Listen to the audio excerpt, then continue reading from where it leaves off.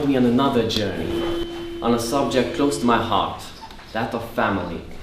And when we reach our destination, I promise I will show you something. But first, like every great journey, we start with a question. What image is more pleasant, that of a house or that of a home? When you hear the word house, you see bricks and windows, maybe a front door. But when you hear the word home, there's so much more there. There's warmth, light, that familiar, comforting scent.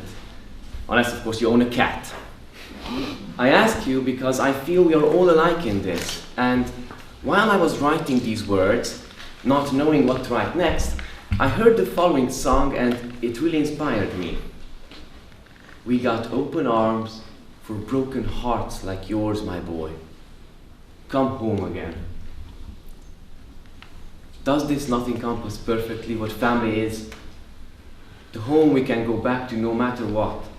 The open arms that receive our hearts no matter how broken. And do you know why? I often hear it called unconditional love. I just call it love. It is the bond that ties us even when we think we're divided. And if you look around, or even inside, you can see many who do feel we are divided.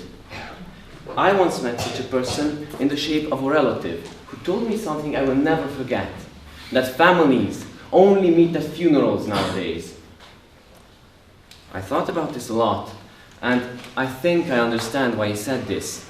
You see, in our time, the individual has been granted such importance and opportunities that for many, life has somehow become this race to complete, obtain, achieve, and accomplish as many goals as possible in our personal lives.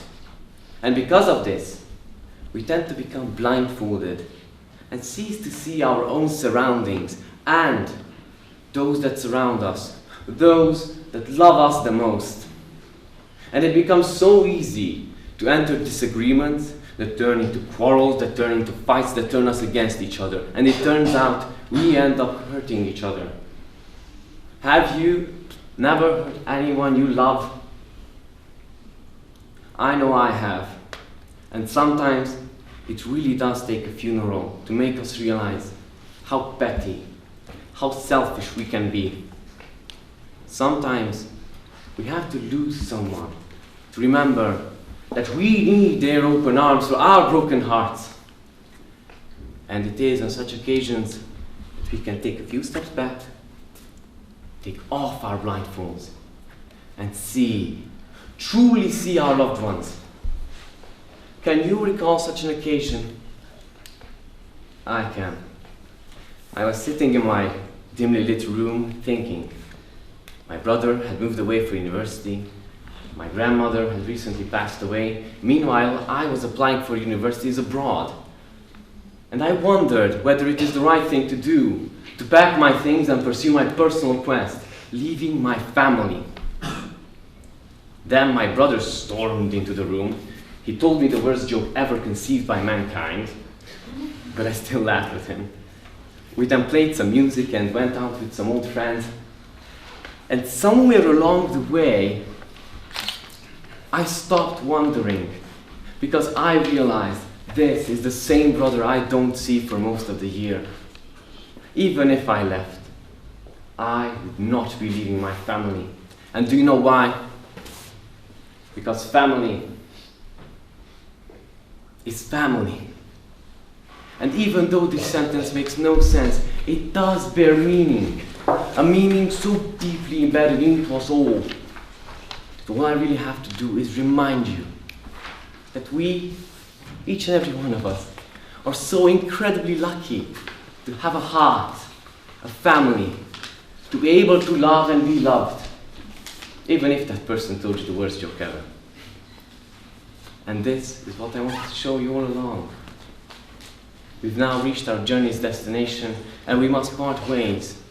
But remember, all you ever need to be truly together and that we're truly happy is open arms. So open your arms. The modern family is basically a product, an image that was created throughout the last, let's say, century. Do you think there is inherent value to the family unit and not just perceived value that we attribute to it? From what I've read about families, written by scientists, is that the extended family, the big family with all the cousins and uncles and grandparents and parents and siblings living under one roof, has diminished, and now we have a nuclear family. Father, mother, and 2 children. And it has become the singular core of our society. Because if an individual is raised in a divided family, should we stay with the theme, then that individual will build a divided society, I feel. So there is an inherent value to family. It is not just an image. As you might probably know, there are certain countries of the world, Germany for instance, which offer different opportunities to young people that takes them away from their families, but also start building their future. Does this mean society disadvantages family values? Well, you can perceive it 2 ways. You can perceive it in a negative way. But then again, if, as some of you have mentioned today, negative experiences are maybe the best experiences, then being apart from family, won't it make you miss your family? And another thing, I believe that, from my personal experience, when I stayed at the Bulgarian family, that taught me about their culture and our culture differences and similarities, and how wonderful it is that all these different families have all these different customs that are all wonderfully different. And I believe being able to experience that is a great thing. So nowadays we have increasing numbers of homeless people who have basically no one to rely on and are constantly being rejected. Can or should we do something to help them? I would like to mention 2 things. First, because I said that family is home, basically. There is a movie entitled August Rush, where a young child grows up in an orphanage, and the only thing he has is music. He hears music every day, in every moment of his life, and he follows that music because he believes he will find his family. If that orphan who grew up with no family knows that the most important thing for him is that thing he does not have, family, then I think, yes, we can and should help those who do not have it. Do you see the family as an unit, part of a bigger unit, that of a nation, however not a nation of their own, but another one? I read about, when I was reading about urbanization and what it actually means, I read the following, that in New York there are several flats, actually not flats, several blocks that house only Italian people because they chose to move there. And effectively what you have there is a village in the metropolis. What you have there is a community that sought not only individuality but, well, bonds. And these bonds, these secluded, somewhat secluded bonds, do appear everywhere, even in our country, in a massive scale, where you consider the 3 counties of Mureș, Covasna and Harghita, where many Hungarians and settlers have formed communities.